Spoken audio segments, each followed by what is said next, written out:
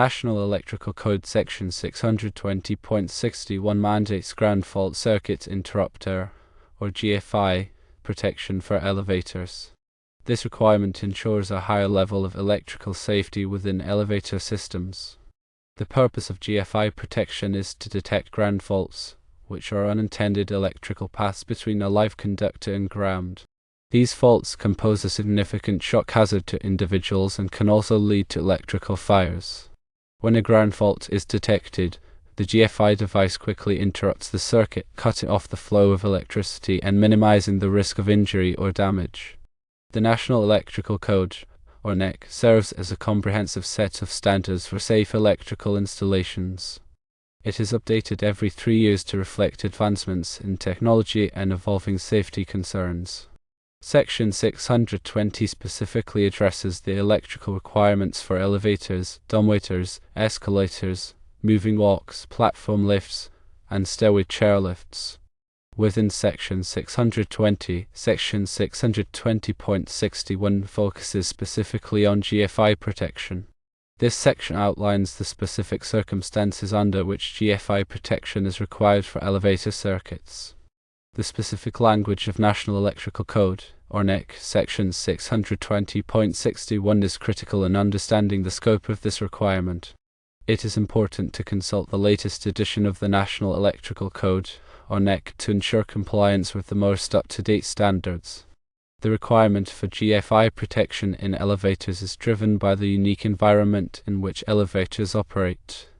Elevators are often exposed to moisture, vibration, and mechanical stress, which can increase the likelihood of ground faults. Additionally, elevators are used by a wide range of people, including those who may be unfamiliar with electrical safety precautions. The GFI protection provides an added layer of safety for these individuals.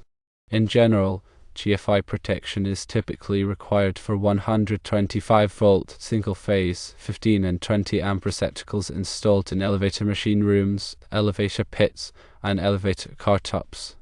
These are areas where maintenance personnel are likely to be working and where the risk of ground faults is higher. The National Electrical Code, or NEC, provides detailed definitions for terms like receptacle, machine room, and pit, and these definitions should be carefully reviewed to ensure proper application of the GFI requirements. While the general rule is that GFI protection is required for certain receptacles in elevator environments, there may be exceptions or specific interpretations depending on the jurisdiction and the specific circumstances of the installation. It is always best to consult with a qualified electrical inspector or engineer to ensure full compliance with all applicable codes and standards. The installation of GFI devices in elevator circuits must be performed by qualified personnel who are familiar with electrical safety practices and the National Electrical Code, or NEC, requirements. The GFI devices should be properly tested after installation to ensure that they are functioning correctly. Regular maintenance and testing of GFI devices are also essential to ensure their continued effectiveness. In addition to the requirements of National Electrical Code, or NEC, Section 620.61, there may be other applicable codes and standards that relate to electrical safety in elevators. These may include local building codes, fire codes, and accessibility standards. It is important to be aware of all applicable requirements and to ensure that the elevator installation complies with all of them. The requirement for GFI protection in elevators is just one example of the many safety measures that are incorporated into the design and installation of these systems. Elevators are complex machines that require careful attention to detail to ensure the safety of passengers and maintenance personnel. By adhering to the National Electrical Code, or NEC, and other applicable standards, we can help to minimize the risk of accidents and injuries. GFI devices are designed to trip at a very low current level, typically around 5 milliamps. This is much lower than the current that would be required to cause a serious shock. When a GFI device trips, it indicates that there is a ground fault in the circuit. The cause of the ground fault should be investigated and corrected before the circuit is re-energized. Ground faults can be caused by a variety of factors, including damaged insulation, loose connections, and moisture. It is important to identify and address the root cause of the ground fault to prevent it from recurring. In some cases, it may be necessary to replace the GFI device if it has been damaged or is not functioning properly. GFI devices have a limited lifespan and may need to be replaced periodically. The manufacturer's instructions should be consulted for information on the expected lifespan of the GFI device. The use of GFI protection is not limited to elevators. GFI protection is also required in many other areas, such as bathrooms, kitchens, and outdoor locations. The National Electrical Code, or NEC, specifies the locations where GFI protection is required. The purpose of GFI protection is always the same: to protect people from electric shock. The technology behind GFI devices is relatively simple. A GFI device works by monitoring the current flowing through the hot and neutral conductors of a circuit. Under normal conditions, the current flowing through the hot conductor should be equal to the current flowing through the neutral conductor. If there is a ground fault, some of the current will flow through the ground path instead of the neutral path. This creates an imbalance between the hot and neutral currents. The GFI device detects this imbalance and quickly trips the circuit. The tripping time of a GFI device is very fast, typically less than 25 milliseconds. This is fast enough to prevent serious injury from electric shock. GFI devices are available in a variety of configurations, including circuit breakers, receptacles, and portable units. The type of GFI device that is used will depend on the specific application. Circuit breaker type GFI devices are installed in the electrical panel and provide protection for the entire circuit. Receptacle type GFI devices are installed in place of standard receptacles and provide protection for the specific outlet. Portable GFI devices are used for temporary applications, such as construction sites. When selecting a GFI device, it is important to choose one that is rated for the voltage and current of the circuit. The GFI device should also be listed by a recognized testing laboratory, such as Underwriters Laboratories, or UL.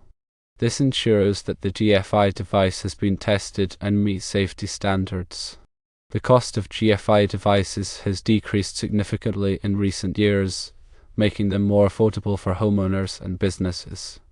The benefits of GFI protection far outweigh the cost.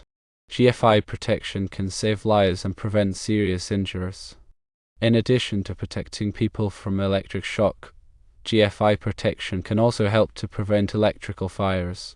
Ground faults can generate heat, which can ignite flammable materials. GFI devices can quickly interrupt the circuit and prevent a fire from starting. The National Electrical Code, or NEC, is constantly evolving to improve electrical safety. The requirements for GFI protection have been expanded over the years to include more locations and applications. It is important to stay up to date on the latest National Electrical Code, or NEC, requirements to ensure compliance. The National Electrical Code, or NEC, is published by the National Fire Protection Association, or NFPA. The National Fire Protection Association, or NFPA, also offers a variety of training courses on electrical safety. These courses can help electricians and other professionals stay up to date on the latest National Electrical Code, or NEC, requirements. GFI protection is an essential part of electrical safety. It is important to understand the requirements for GFI protection and to ensure that GFI devices are properly installed and maintained. By taking these steps, we can help to protect people from electric shock and electrical fires. The specific requirements outlined in National Electrical Code, or NEC, Section 620.61 are essential for ensuring the safety of elevator systems, particularly concerning the potential hazards associated with electrical faults. The National Electrical Code, or NEC, mandates GFI protection in specific areas of elevator installations to mitigate these risks. Understanding these requirements is crucial for electricians, engineers, and building owners involved in elevator construction and maintenance. Ground fault circuit interrupters, or GFCIs, are designed to detect even small imbalances in electrical current, indicating a potential ground fault. These imbalances can occur when current leaks from an electrical circuit to ground, posing a shock hazard to individuals who may come into contact with the energized equipment or wiring. GFI work by monitoring the current flowing through the hot and neutral conductors of a circuit. Under normal conditions, the current flow through these conductors should be equal. However, if a ground fault occurs, some of the current will flow through an unintended path to ground, creating an imbalance in the current flow. When the GFI detects this imbalance, it quickly trips the circuit, cutting off the flow of electricity and preventing a potential shock. National Electrical Code, or NEC, Section 620.61 specifically addresses the application of GFI protection in elevator systems. It requires GFI protection for 125-volt single-phase, 15 and 20 amp receptacles installed in certain areas, including elevator machine rooms, elevator pits, and on elevator car tops.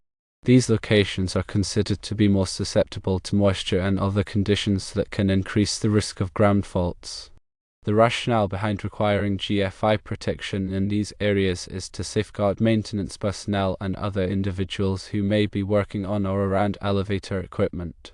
These individuals may be exposed to energized electrical components, and the presence of GFI protection provides an added layer of safety in the event of a ground fault. It is important to note that the specific requirements of National Electrical Code, or NEC, Section 620.61 may vary depending on the jurisdiction and the specific edition of the National Electrical Code, or NEC, that is adopted. Therefore, it is essential to consult the latest edition of the National Electrical Code, or NEC, and any applicable local amendments to ensure compliance. In addition to the requirements of National Electrical Code, or NEC, Section 620.61, there may be other relevant codes and standards that apply to elevator electrical systems. These may include local building codes, electrical codes, and safety standards.